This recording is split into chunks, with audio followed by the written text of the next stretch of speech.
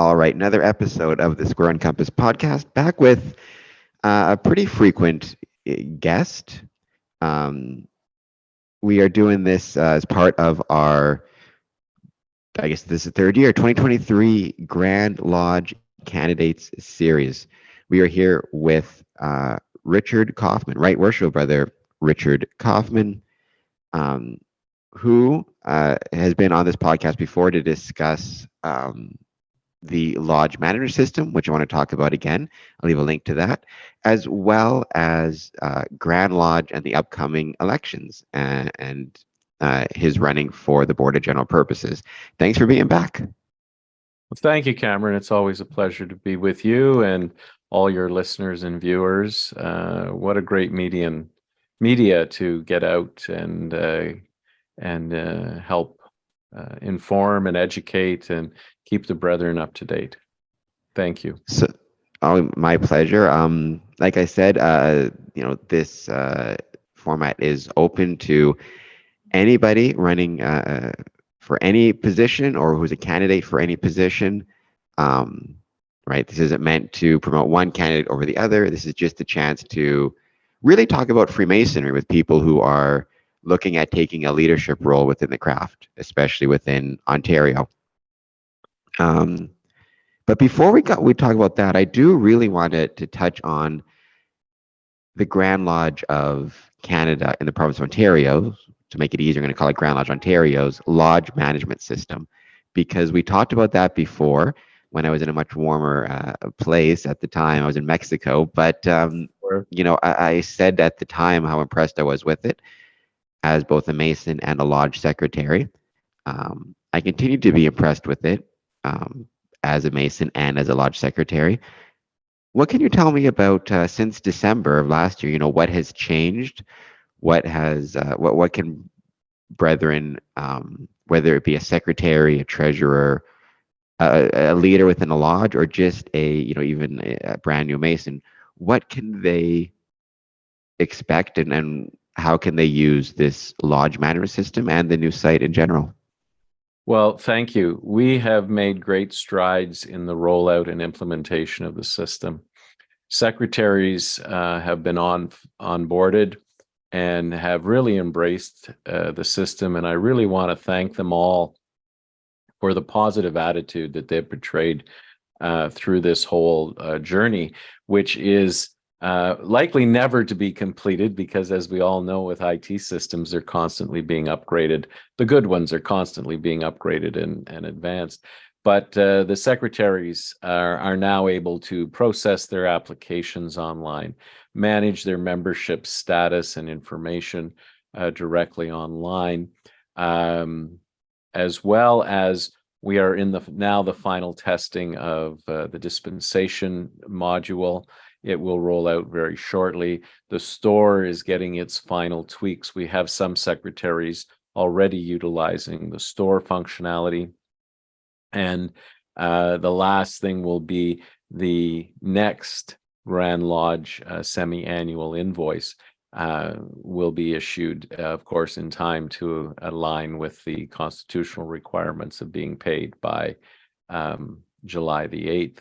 So we're like 80% down the road with its implementation.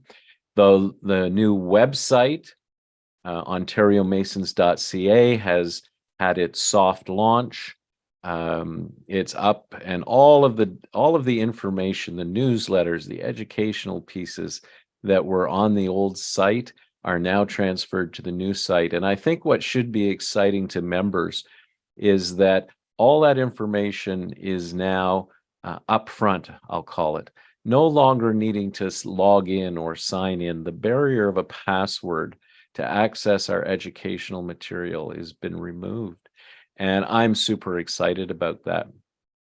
By Grand Lodge, every member will have been communicated a login information, but members will only need to log in for basically 3 reasons. One, to update or view their own personal information. They'll be able to view their lodge activities and calendar, and their lodge offices and so on. To purchase something from our store, you'll need to be a member and log in, and we already can now accept Visa and MasterCard through our store. So the average member will be able to come online and order some books according to their rank. And lastly, when we implement more Grand Lodge events through the events calendar on the website, the member will need a login to register or enroll for those events. So we've made great progress, and now ask me about the most exciting news that happened on May 1st. What happened on May 1st? May 1st, we emailed a notice to every member. Just right around 17,000 members of this Grand Lodge received the first email from the new system with their link to the monthly Ontario Mason magazine.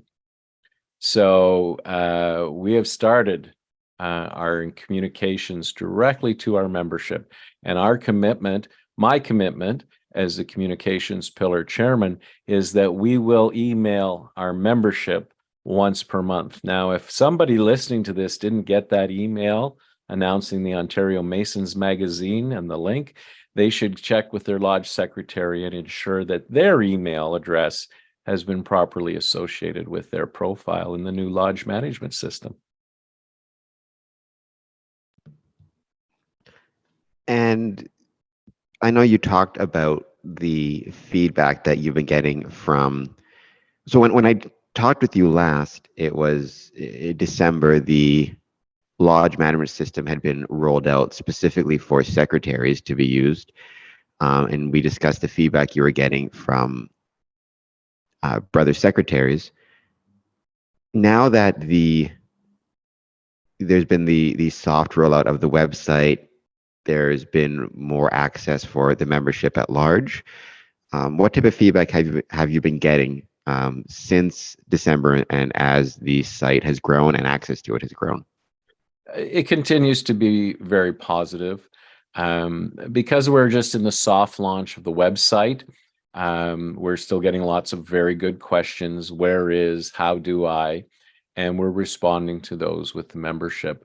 I think what the unspoken feedback is, wow, I don't have to log in anymore. This is easy. Our information is now much, much more accessible. And moving on to kind of what brought us here today, I realized this, and this is one of those, I think, challenges with being active in the craft, or as active as I am, as active as you are. You kind of take things for granted. You know, I realized when I interviewed you last, and I think this is actually true as was across the board.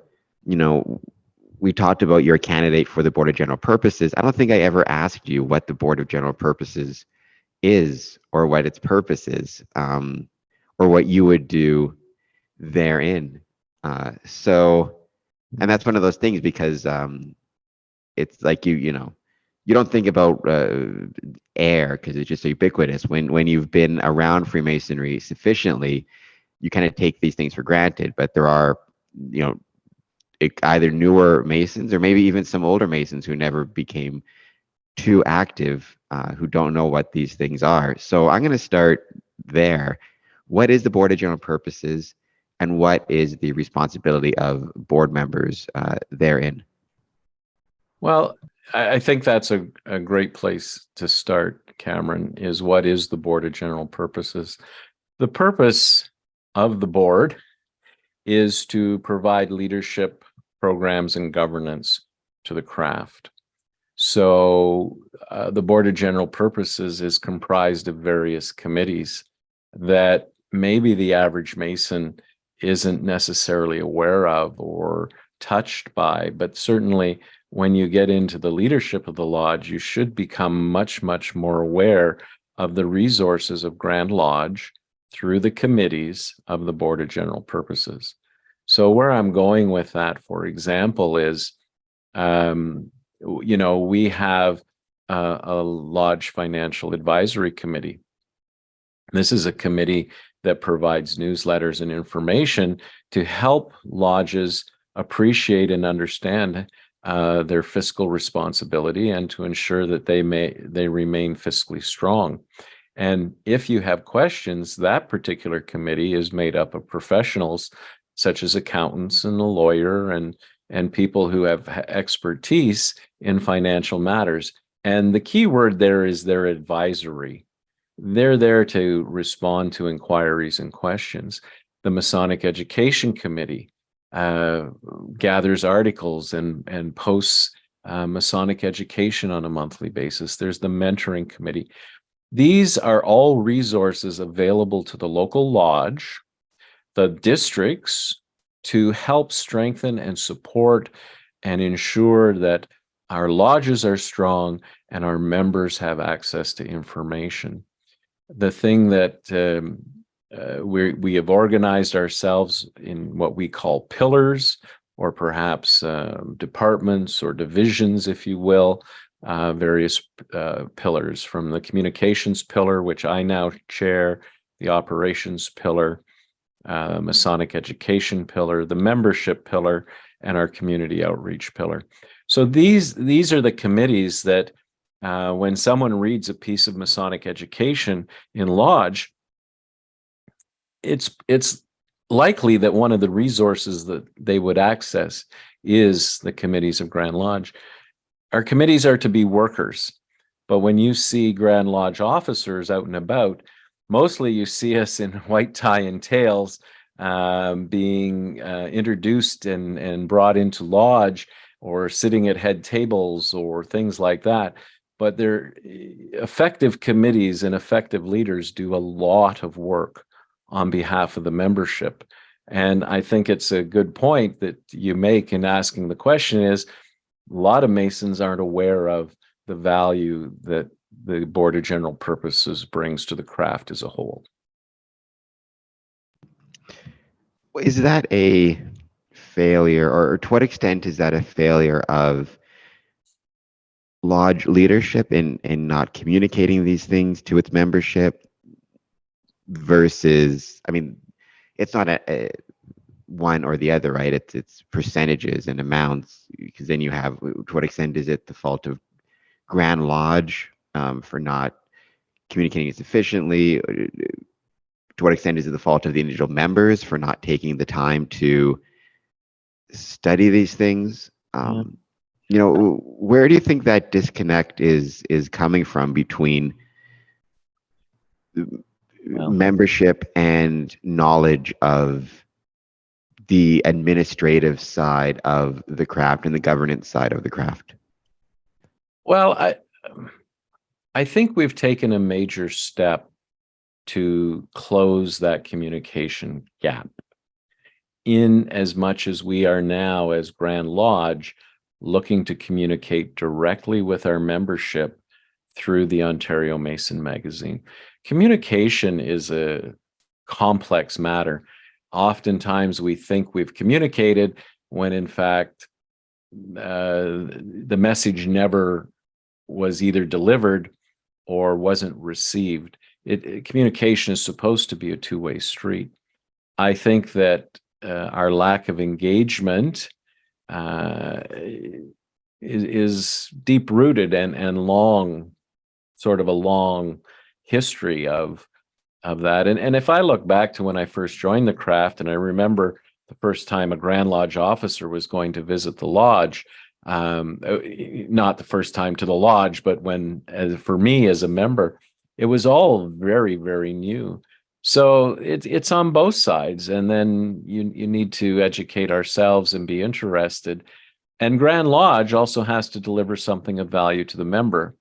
And the members need to tell us whether what we're delivering is valuable or what would be valuable to them. So I think that, success is a partnership, and that's what we need to create. And I'm really quite excited about the opportunity for improved engagement, for taking away what I call the daisy chain or the telephone tag, where Grand Lodge emailed the district deputy, who emailed the secretary, who emailed the member.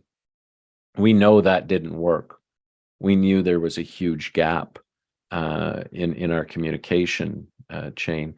Now we're looking at coming directly to the member, and I think that's going to do a number of things to increase engagement, increase awareness, and improve not only our communications, but the programs or the offerings that we deliver, because there'll be a feedback mechanism created through Grand Lodge speaking directly with, corresponding directly with a member. Does that Yeah, resonate with anybody? it definitely resonates. It goes to, I think, a deeper struggle that I've been having, and I've explored a little bit on this podcast in episodes past. There seems to be and this is just me speaking for myself, though based on a lot of the guests I've had, and discussions I've had just in general with Masons, and this is across North America, across the world. There seems to be a growing divide between those members and brothers who view the relevant portions of the craft as being ritual and quote unquote esoteric side of it, but don't seem to have any particular either interest or concern with the administrative or governance side of it. The famous quote, right, which it's more of a states quote, but it's kind of making its way over here. George Washington didn't join a lodge to hear the minutes read. The argument being the administrative side of it and the paying of bills, the financial, all that stuff, it isn't relevant, or the average member doesn't feel like it's relevant to them, and that can extend itself all the way up to the Grand Lodge level and the constitutions and the rules and regulations.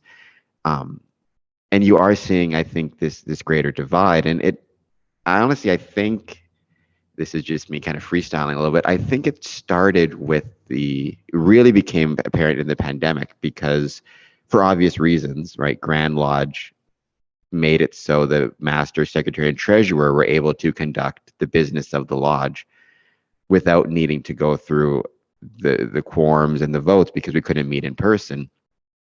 And I found when we started meeting in person again, a lot of brethren came back and were excited about ritual, were excited about the social aspect of it, but really had gotten used to the idea that the business was conducted by just 3 members, right, and not of their concern. And that's also extended. And it is something that really concerns me, because I think that obviously the ritual is important and the ritual matters and the social aspect of it matters, but it's also important to understand the administration and the governance of the body to which you belong. And even if it's boring, quote unquote, whether it be the minutes of your lodge or the minutes of Grand Lodge, those things are relevant too.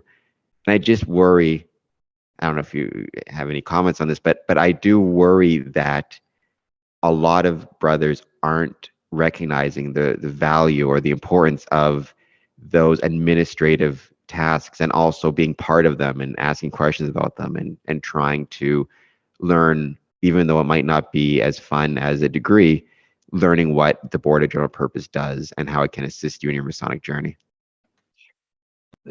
Governance is necessary. It should never, in my opinion, detract or become the sole focus of a lodge. But in order for us to deliver the education, the degrees, the esoteric, the social events, we need to have a firm foundation administratively of a lodge.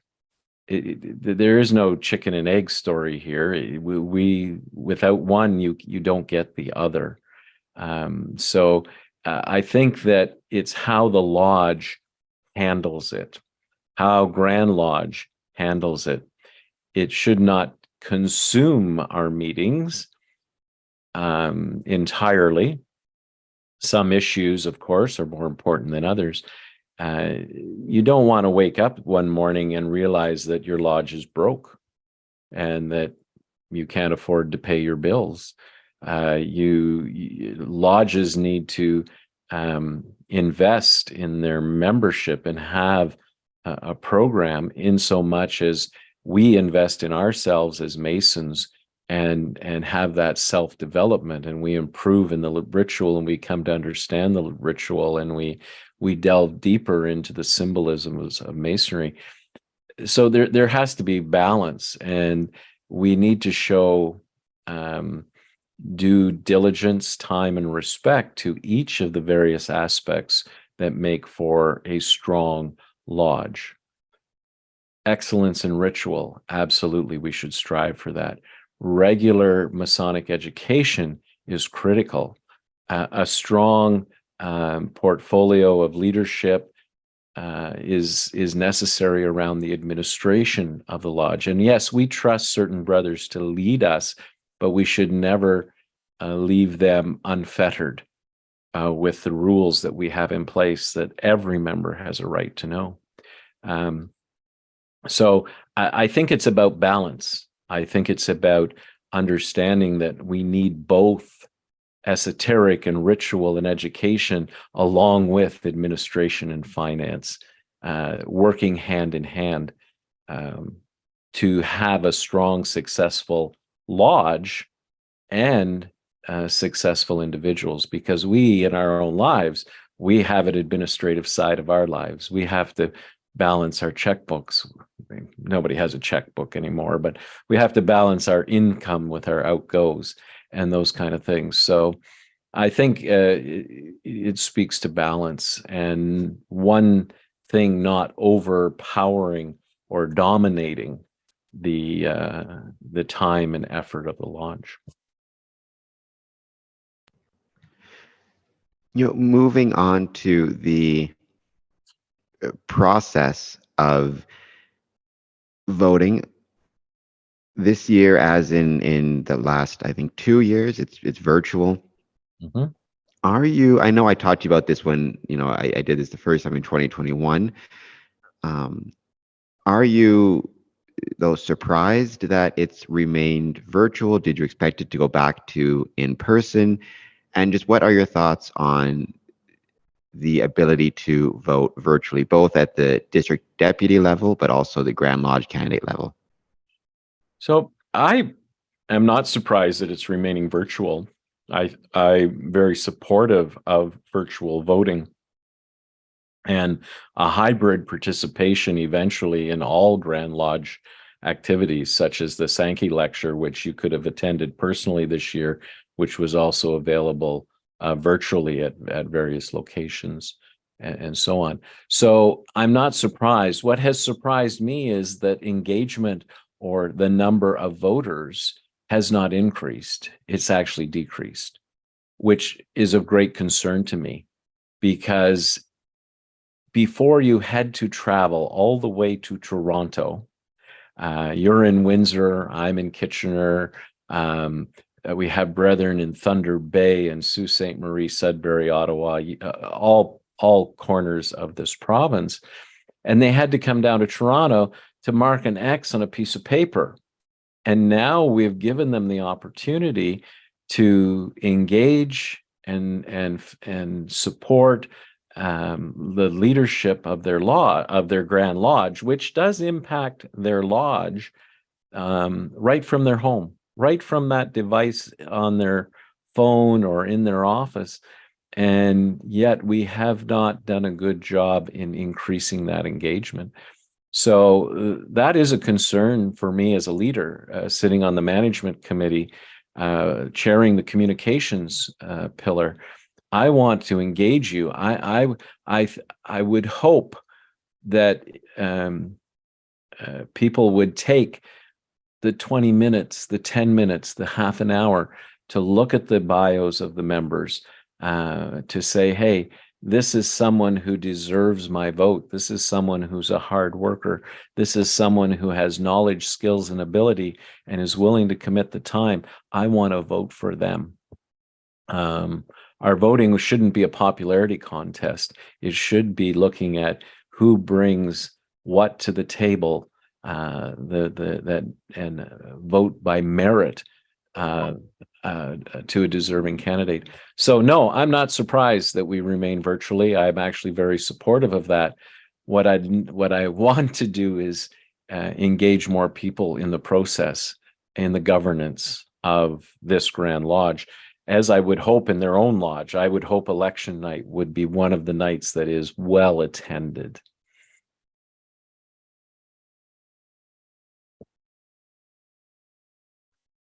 Got to get to the end. Got to get to the unmute button there, just because I was just on my calendar. Speaking of what you're saying, I wanted to double check. Anybody who's watching this from Essex County, the Essex County District, if you need any help registering to vote for the district deputy, I'm going to be at the Coffee Club on June 14th. June 14th, it goes 8:30 to 10:30. I did this last year, and I'm happy to do it again. I'll have my computer with me. If you just bring your Grand Lodge certificate number, I'd be happy to help you register to vote, and show you how to actually vote after you're registered. And I'll be doing the same thing for the Grand Lodge elections. I'll be at the Coffee Club. Let me double check here. July 12th. Same thing. Coffee Club runs Monday, Wednesday, Friday, 8:30 to 10:30 at the Windsor Masonic Temple. Yeah, I think it's a really important thing, and I don't know. I also find it disheartening that the numbers went down. I'm hoping Essex County, at least last year, might have been an outlier, just because I did register several brothers or assist several brothers to register to vote. So I'm hoping our numbers went up a little bit, and I'm hoping they go up again this year. I've got my own theories about why that would happen. Overall, why numbers would go down. Do you have any thoughts yourself, though, as to the cause of voting, the cause of voting dropping, even though it's virtual and is more convenient? Let's blame COVID. COVID seems to be able to take the hit for just about everything.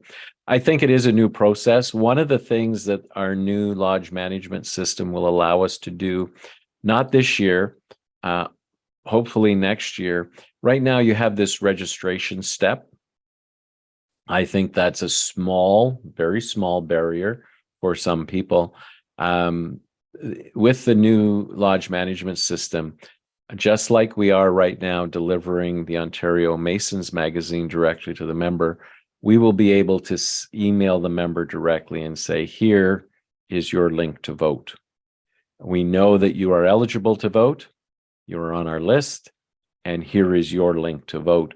So I think that, again, I don't think that's a critical or sort of the wave of why it went down. But I do think that that will remove some of the barrier for some of our members to be able to just go and click a link. Now I'm into the election, the voting system, and can cast my ballot. I have change, COVID. I don't know. I do believe that one of the things that Grand Lodge offers, and many people, especially in the local area, say within an hour's commute of Toronto, downtown Toronto, use that opportunity for a social activity in July. And once that social activity was removed, perhaps the camaraderie of going down to vote and so on was also lost for that number of members. Now, remember, we're not talking about a huge dip. I'm having to think it's maybe a 10 to 12% dip in votes cast. but it's still it's the wrong direction for improved access to the ability to vote online. And that goes back, right, I think, to what we discussed near the start of this interview. Voting for either your district deputy grand master or for your Grand Lodge officers, it's not ritual. It's not a social thing. Even at Grand Lodge, it wasn't that part of it wasn't a social thing. You could see the brothers after. It's an administrative task. Mm-hmm. That, again, if your view of Freemasonry is Freemasonry is a ritualistic experience only, and there's no administration or governance that at least you need to concern yourself with, you're less likely to consider the need for some of these things. Even, it does bother me when I've heard brothers say, well, our district deputy ran unopposed in District X, so therefore I didn't need to register and vote, which, whether the DD is running unopposed or there's 5 guys in the running, in some ways it's even more important if the district deputy is running unopposed to take the time to vote for him, just as a way to demonstrate that support. That he's not just the last, the last lady at the dance. It's actually you genuinely are supportive of him. And if 50 brothers, for example, in a district all take the time to vote for him, it's a way for him to start his year knowing he wasn't just the last option. He's genuinely wanted and appreciated, and that work is important. And I think you're probably on the right track when voting is more of an administrative function. But without the administration of Grand Lodge, without a Masonic Education Committee gathering materials, writing materials, that educational side of things doesn't happen. So it's important that we have that. We don't have the ability to visit or have connections with other Grand Lodges if we're not a Grand Lodge. So when you travel to Mexico and you visit a lodge down there, it's because of that strong administration here. So even if it's not your thing, take the time to at least engage somewhat, because without it, your thing, the esoteric, the ritual, the Masonic education, that's where it gets its strength. That's where all the change or the improvement, the education pieces all come from, is from having that strong administrative side. So it's a partnership. We have to, pay the right amount of energy and attention to each element, and it will wane, right? It will ebb and flow, just like it does in our lives. Some days you may need to spend a little more time on the administrative side as opposed to the educational self-improvement side. So I think that's all part of it. I also think when we took away the come on down to Toronto, there's a large number of Masons within that hour or 90-minute commute of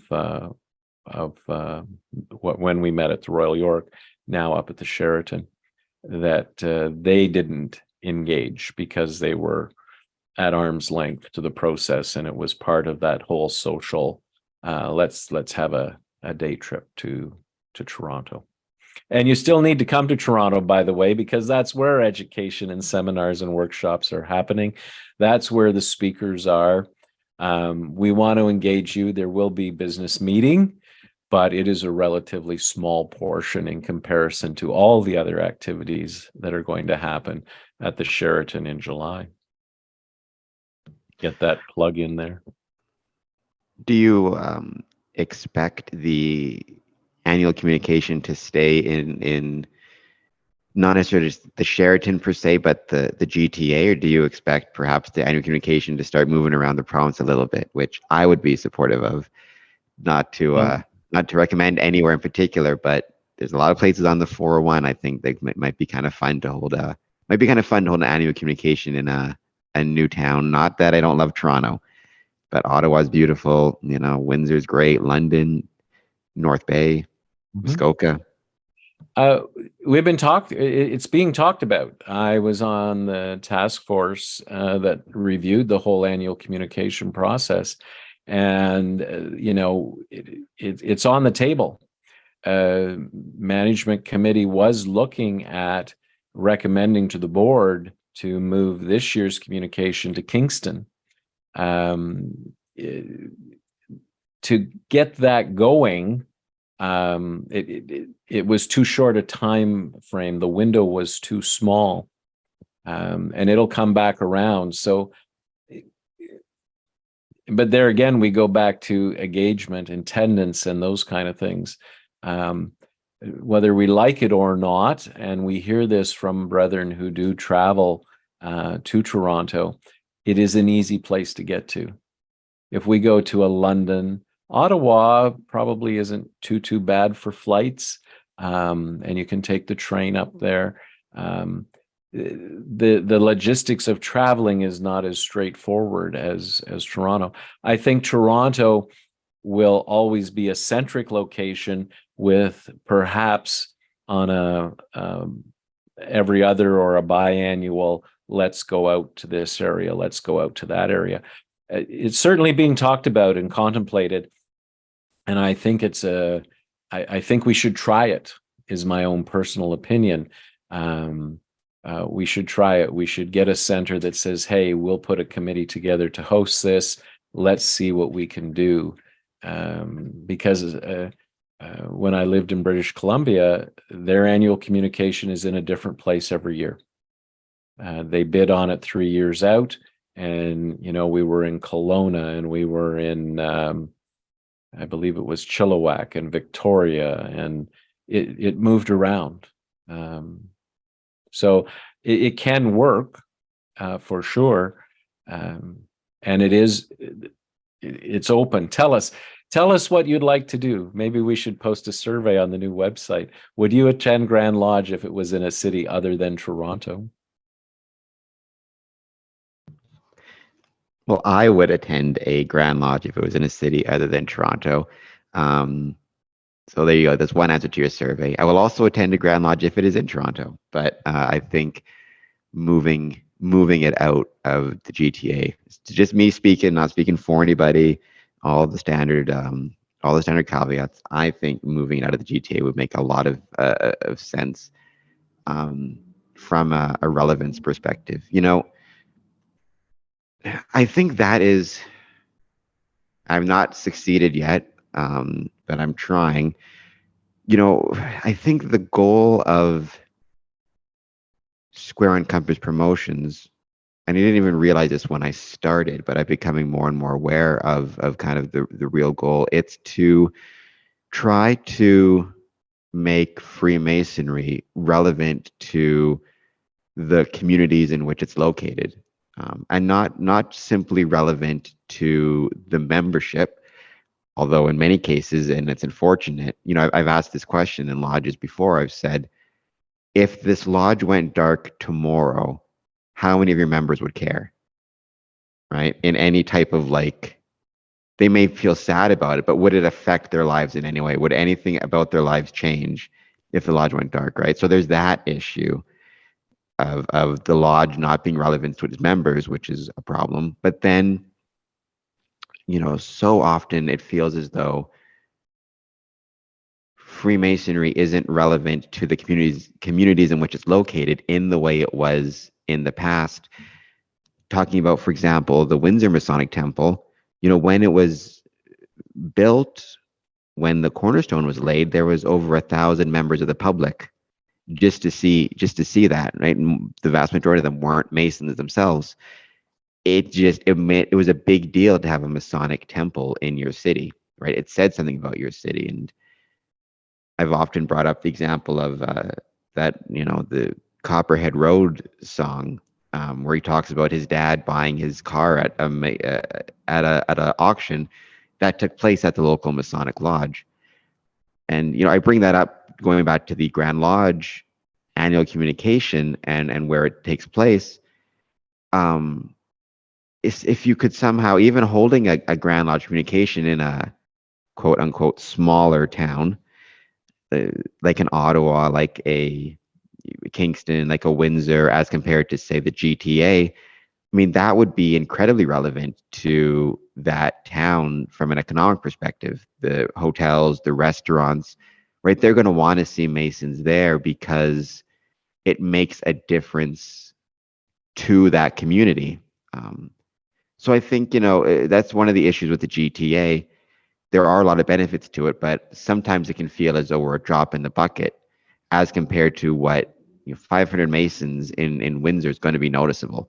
And it's going to be, same thing with London, it's going to be something that is important to the local economy and will increase that relevance to the town and to the city in which it's taking place. And so I think that leads to a good point to make, Cameron, is that Grand Lodge coming to a community will have an impact, both in visibility and economically, and helping people know more about Freemasonry. But our lodges are the ones that need to make that difference on a day-to-day basis. And I'm one that would say, what does your lodge do? What do you do as a Mason that does increases your visibility, your awareness, and the kind of work, compassion, charity, and self-improvement that we want to achieve in our members' lives? How do we let the community know we're there on a day-to-day basis? And how do we make that difference? I, for one, would love to see us more visible in our community. And you may know that the Masonic Foundation of Ontario, our charity arm, is very supportive of the food banks and the food bank network across Ontario.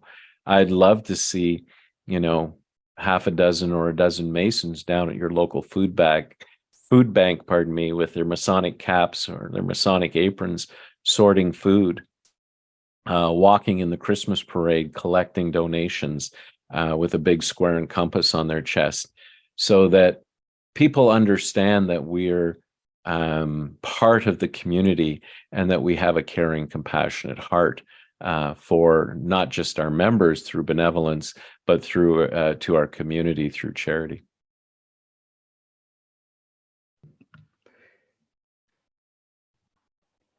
I don't know if you could touch on this, because a lot of this is anecdotal and just based on my researches, but I'm trying to get some more concrete information to write a story on my Medium page, or on our Medium page.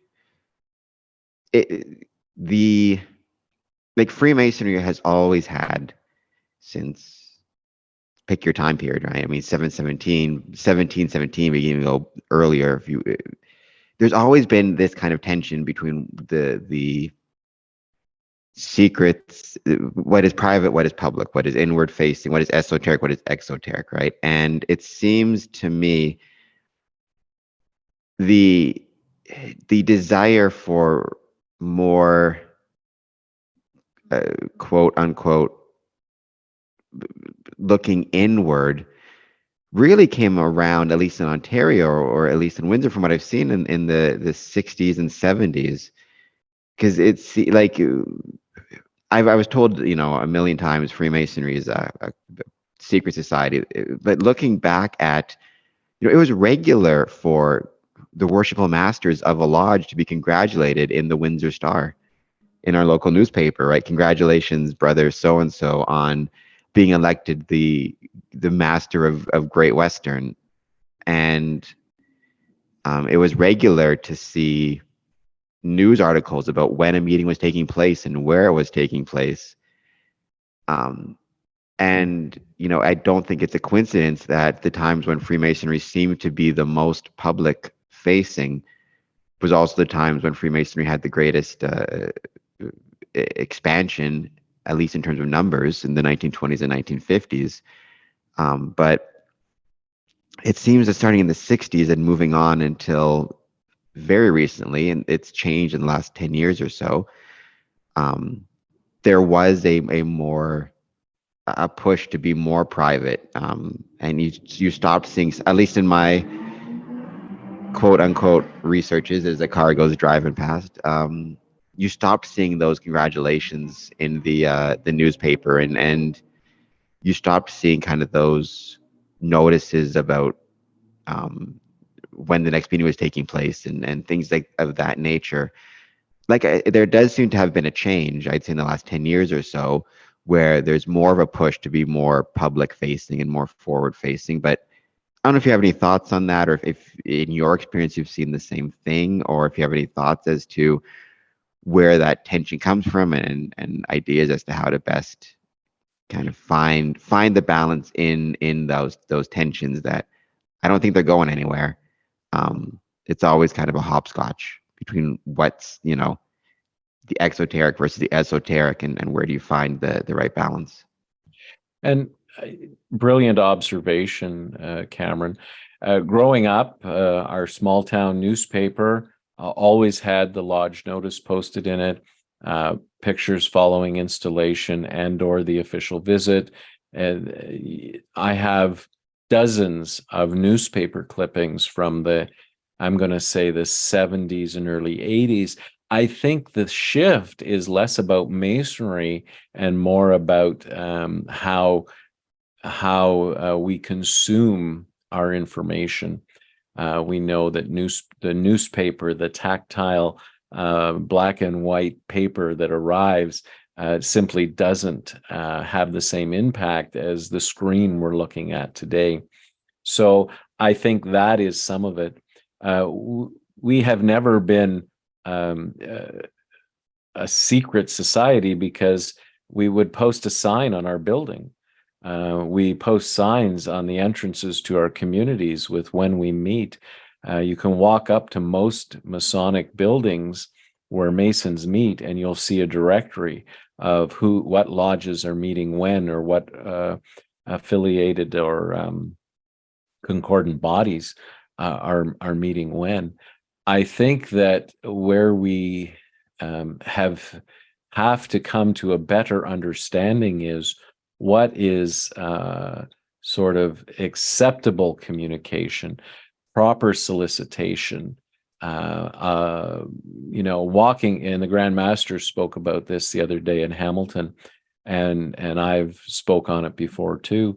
There's nothing wrong with you seeing a man who you work with, who you play hockey with, who you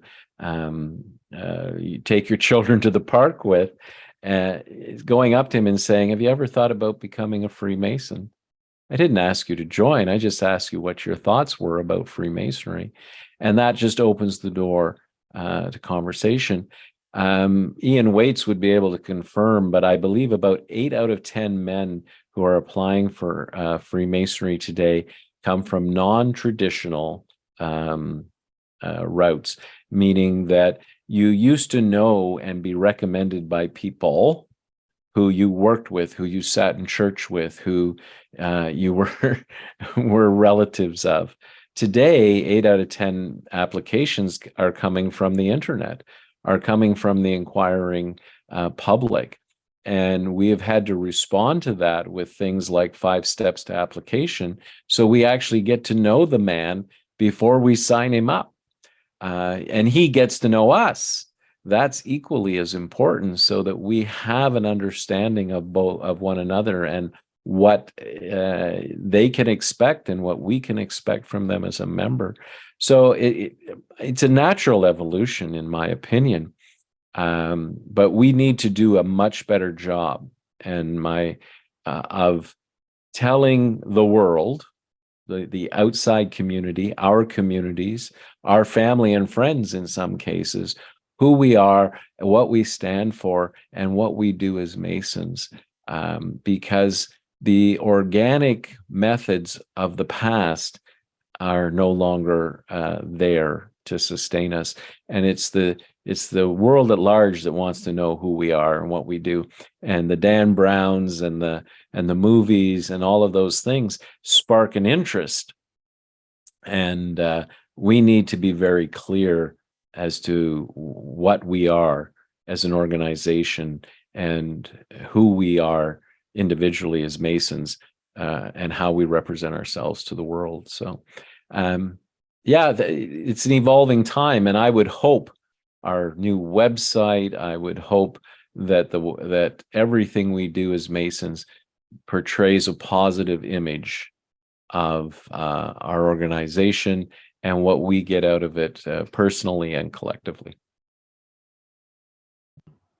You mentioned Hamilton, the Grand Master's remarks in Hamilton. I had the pleasure of being in Hamilton as well for a day of Masonry.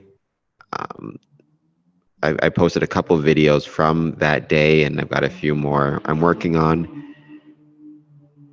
What were your thoughts on, I did an interview, oh my gosh, a few months ago now, talking about a day of Masonry with the organizers. What were your thoughts on the day? How did you think it went? Do you expect to see more of these days in the coming months, years, and in different districts? Yeah, just tell us what your thoughts are on a day of Masonry. I think it was a very, very positive event and a positive sort of flow or evolution within our organization. It was very well organized and run, and kudos to the organizers. But strictly as a participant, I for once I wasn't presenting it at all. I was able to simply take in the information, and it was excellent. All the presentations were good and conveying things that we simply need to know as Masons. And there was a nice balance between what we've talked about earlier, sort of the esoteric, and particularly the Grand Master's speech was very, very good, and then he engaged in town hall questions, and then there were some seminars on those basic things like the Cornerstone program and how it's administered. Well, if you want a stronger lodge, Cornerstone is one thing that you want to be very acutely aware of, whether you fully engage in it or you selectively engage in strengthening your lodge, so that you can continue to have a balanced program and a strong lodge that's going to be around for many, many years. So all in all, I think it's an excellent investment in the effort to put it on, and a good return for the participants. I anticipate that we'll continue to see Days of Masonry in the next number of years to come.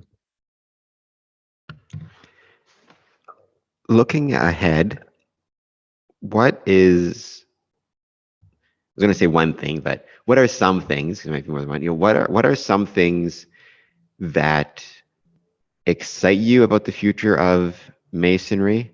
And that can either be just Masonry within our jurisdiction, within Ontario, or Masonry at large.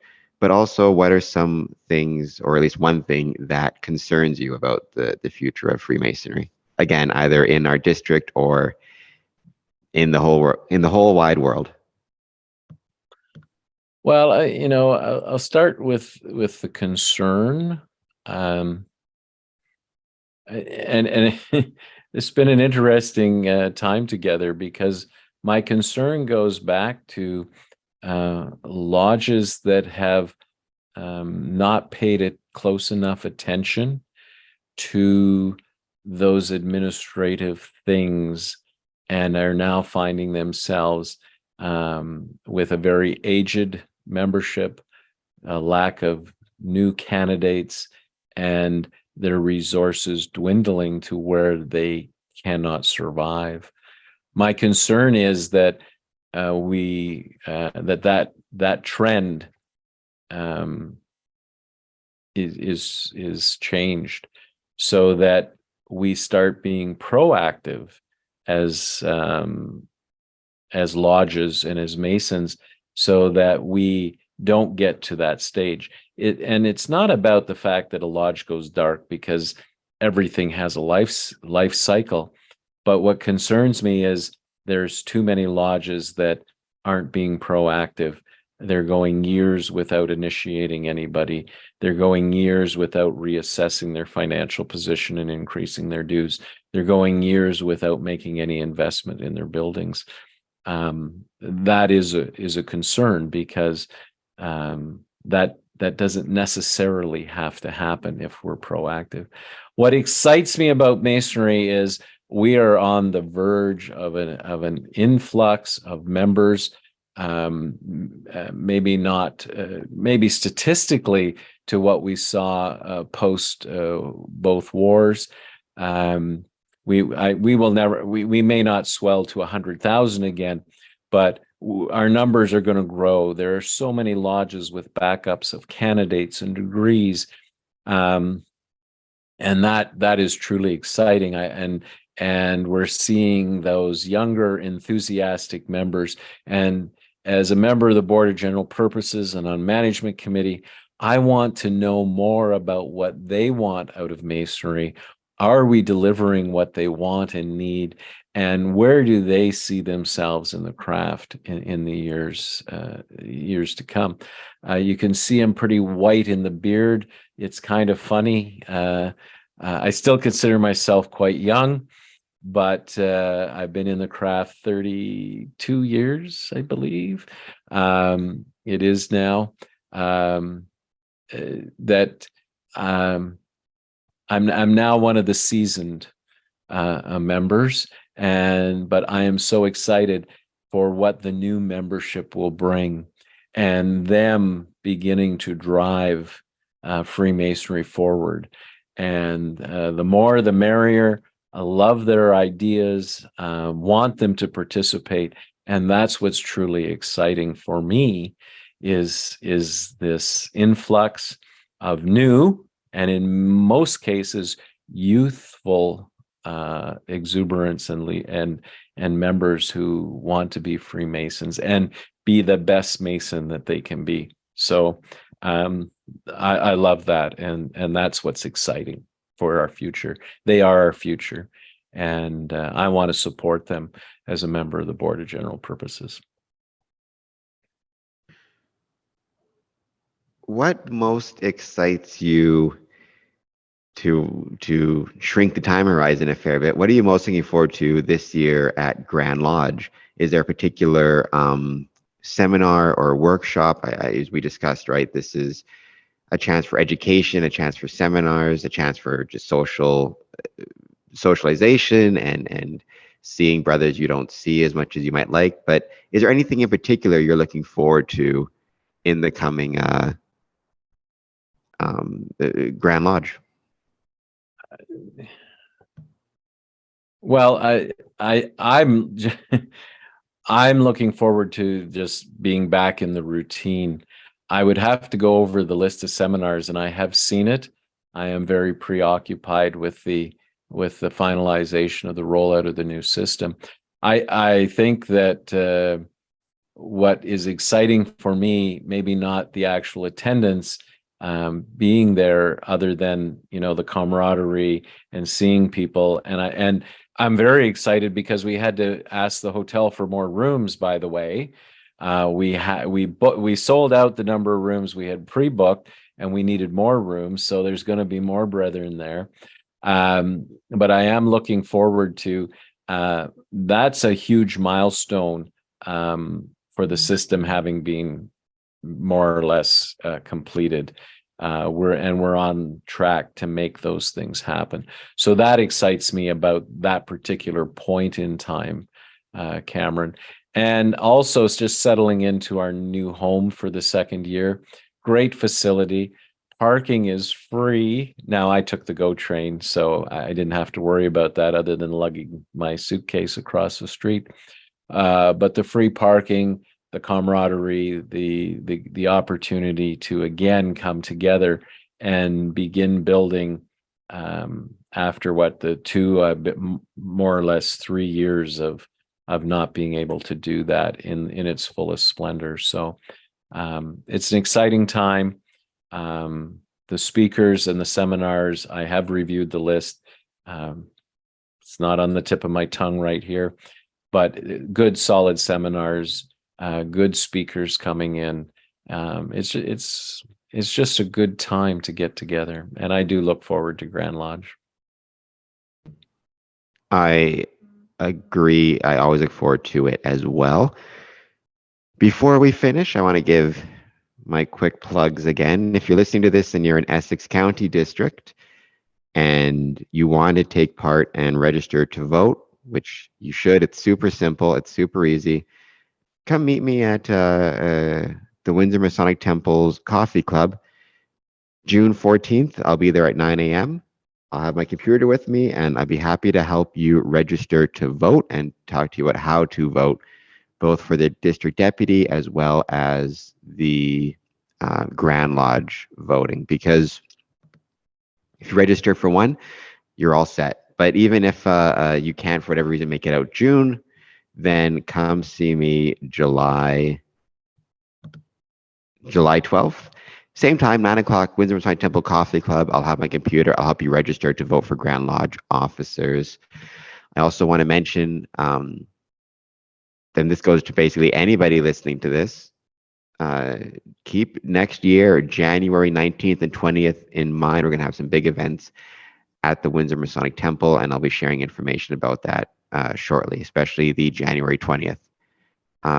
And Right Worshipful Sir, thank you for both being back on the podcast, but all of your work on the Board of General Purposes, and especially with the new lodge management system, which is, we talked about it earlier, it's a great addition to, I don't know if addition is the right word.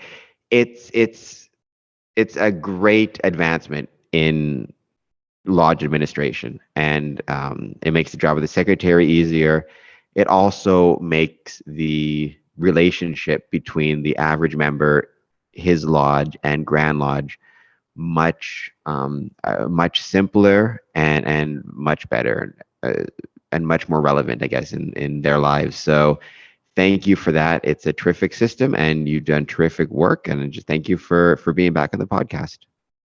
Thank you for your kind invitation. All the best to all your listeners and viewers. And anytime, I'd be glad to come back and chat with you, Cameron.